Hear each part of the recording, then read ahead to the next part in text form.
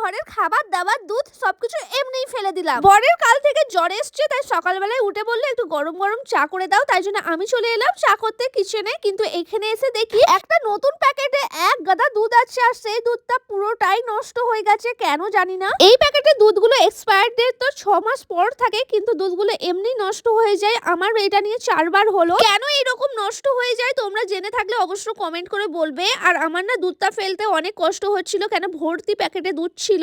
একদম খাবার নষ্ট না হলে কোনো খাবারই আমি ফেলি না, কারণ খাবার ফেলতে আমার প্রচন্ড খারাপ লাগে। তো যাই হোক, দুধ চা আর করতে পারিনি, তাই জন্য আমি বরকে রচা করে এনে দিলাম, তার সঙ্গে দিয়েছিলাম বিস্কিট। বরের জ্বরটা এখন অনেকটাই আছে, তাকে ডাক্তার দেখাতে বলছি, সে এখন ডাক্তার দেখাবেই না। তো কিছু করার নেই, তাই বললাম খেয়ে দিয়ে একটু শুয়ে থাকো, আমি রান্নাটা করে নিই। আর বর কিছুদিন আগে চাল কুমড়ো গুলো এনেছিল, এই চাল কুমড়ো এমনি রান্না করলে তো খাবে না, তাই জন্য ওকে মিক্স সবজি করে দিয়েছিলাম, আর সঙ্গে একটা পাহাড়ি ভর্তা করে দিয়েছিলাম। আজকে তাড়াতাড়ি রান্না করে ওকে তাড়াতাড়ি খেতেও দিয়ে দিয়েছি।